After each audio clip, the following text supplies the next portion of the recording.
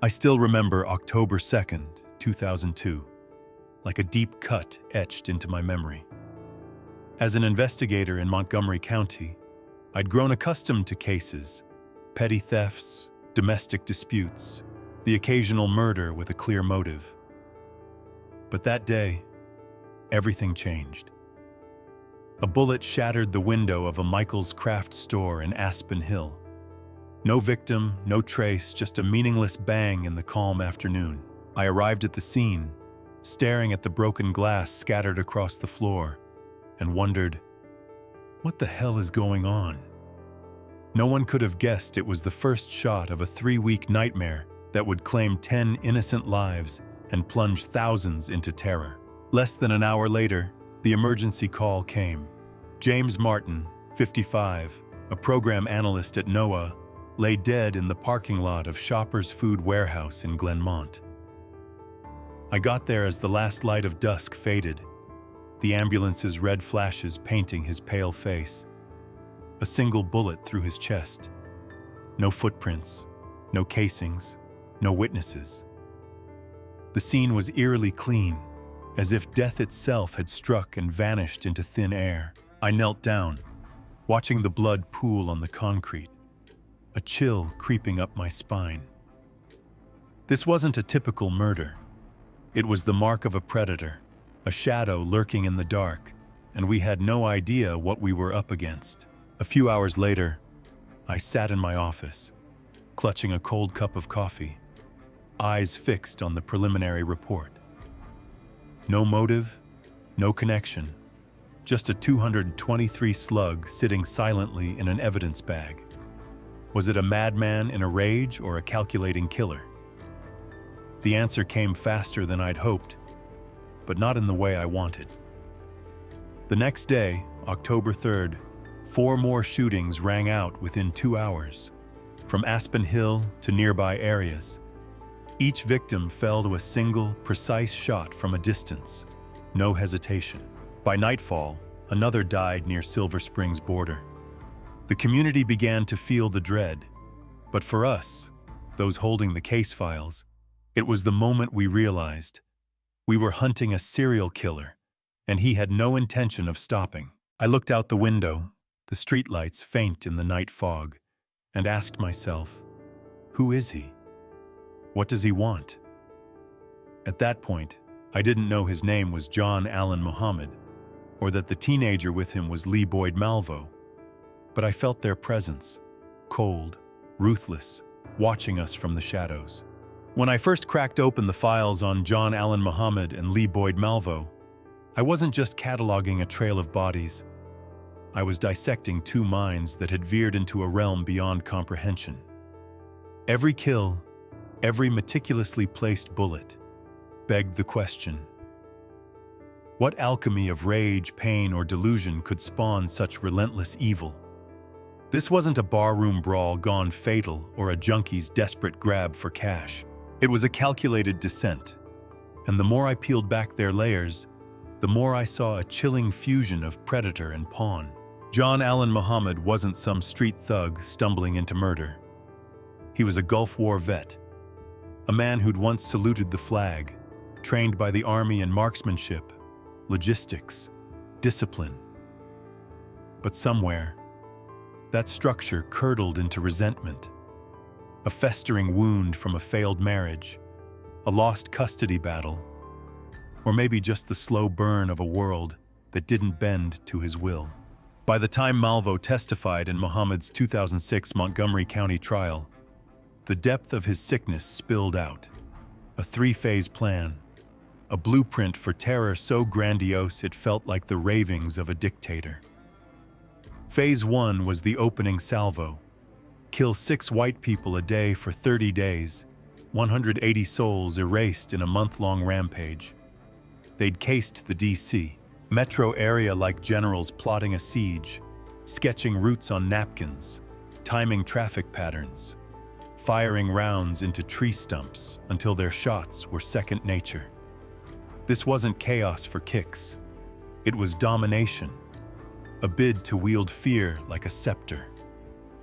Muhammad didn't just want blood on his hands. He wanted a region on its knees, trembling at his unseen power. When gridlock or bad angles fouled his aim, I could feel his frustration etched in the evidence. A thwarted tyrant, recalibrating with icy precision. His mind was a fortress, each death a testament to a god complex that saw humanity as pawns in his private war. Lee Boyd Malvo, though, was a riddle wrapped in tragedy. At 17, he didn't strike me as a natural-born killer, just a kid with nowhere to belong, his brown eyes hollowed out by a life of drift.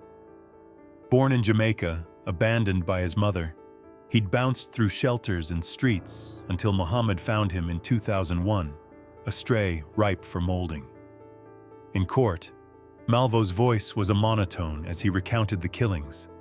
James Martin, the October 3rd Quartet, Linda Franklin, each name a cold tally.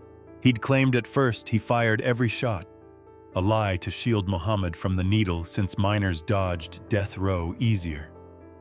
I intended to kill them all, he'd said in his own 2003 trial, words flat as stone, a teenager reciting a grim script. But in 2006, after years of counseling, he cracked, "I'm not proud of myself. I'm just trying to make amends." It wasn't redemption, just the flicker of a conscience Muhammad had nearly extinguished. Malvo wasn't evil by birth. He was forged, a lump of clay shaped into a killer by a man who saw weakness and weaponized it. Muhammad taught him to aim, to reload, to vanish. But more than that, he taught him to feel nothing, to mirror the void within his mentor. Their partnership was a dance of domination and surrender. Muhammad wasn't just the brains. He was the puppet master, spinning a web of loyalty from Malvo's desperation.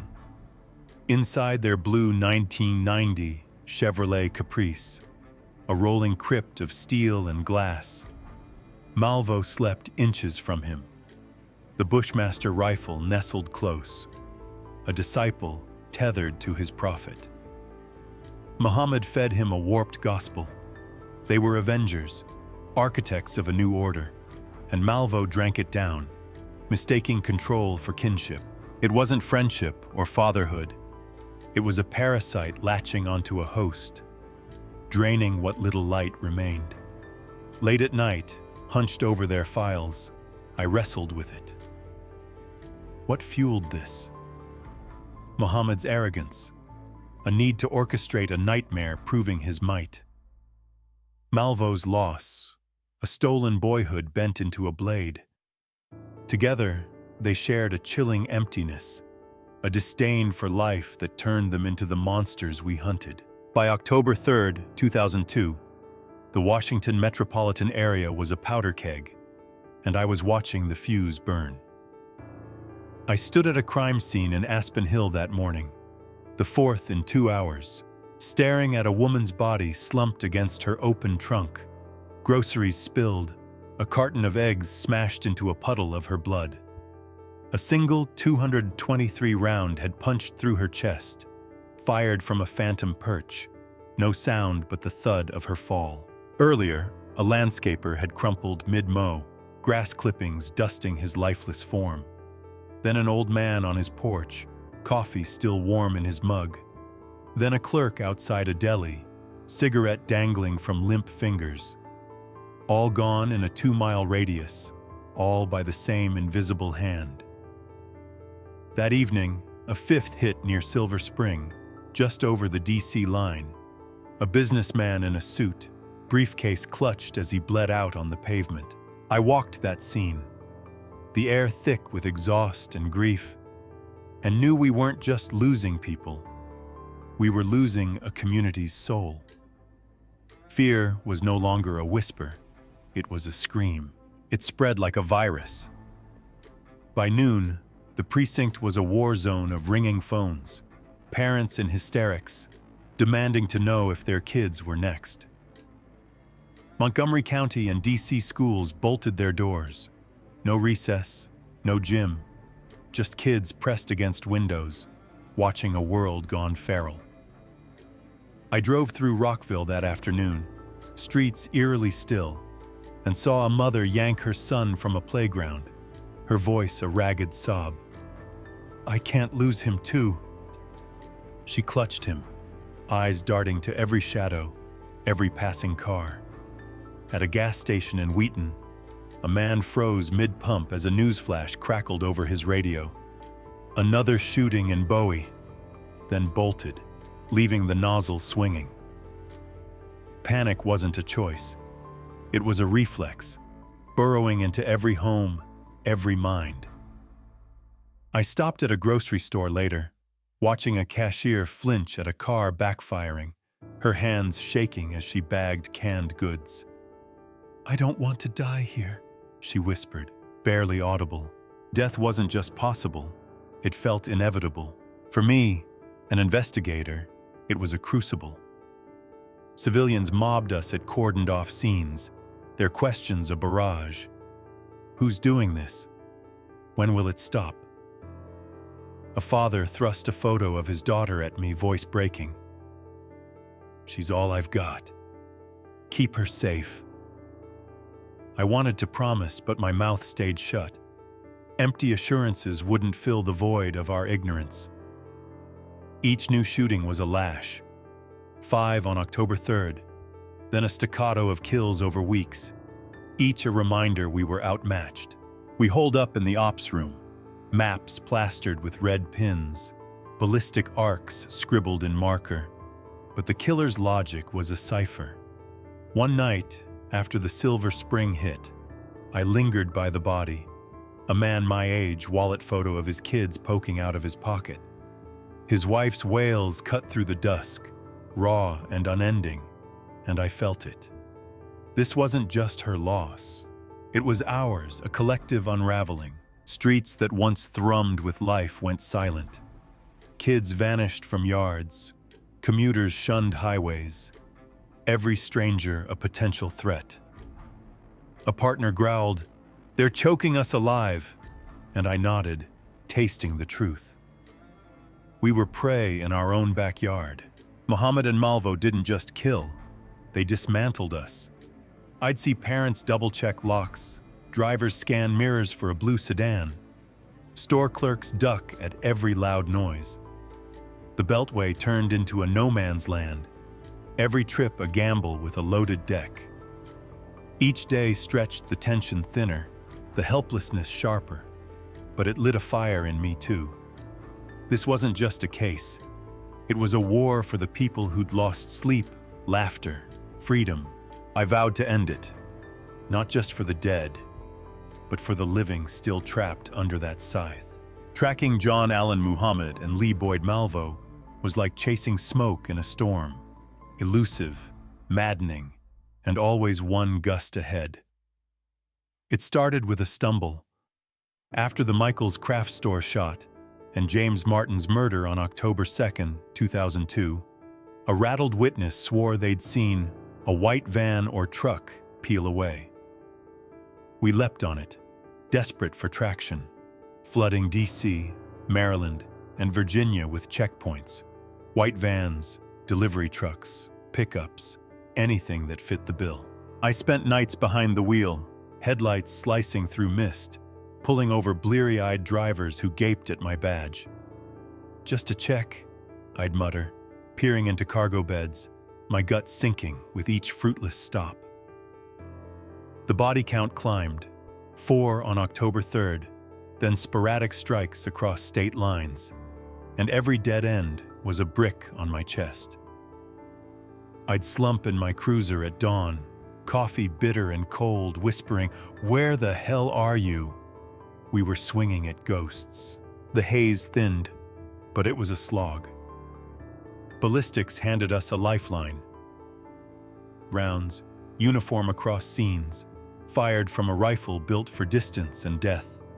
A sniper's signature. We sprawled maps over precinct tables, red pins sprouting like wounds. Aspen Hill, Glenmont, Silver Spring, then south to Virginia's edges. The spread was erratic, a taunting sprawl with no rhythm to grasp. Public fury pounded us. Press conferences became shouting matches, Find them, ringing in our ears. Chief Charles Moose summoned us one midnight, face carved with exhaustion, voice a low growl. We're drowning out here, dig deeper. I traced a pin with my thumb, his urgency echoing in my skull. Time was a luxury we didn't have, and the dead kept piling up, 10 by mid-October, each a silent accusation. The tide turned in shards. The Bushmaster 223 linked 11 of 14 shootings, its rifling a damning imprint. In Tacoma, Washington, a search of Muhammad's old haunts unearthed a tree stump pocked with bullet holes. Practice rounds, a breadcrumb from his past life. Back east, a fuzzy tip about a blue 1990 Chevrolet Caprice floated up, too vague to pin but too specific to ignore.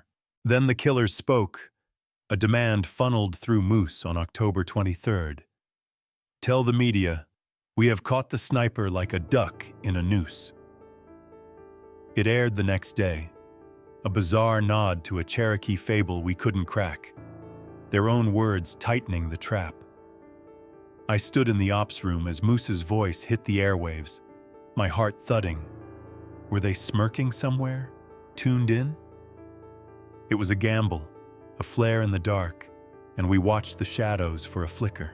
The end crashed in at 3:19 a.m. October 24th, at a rest stop off Interstate 70 near Myersville, Maryland.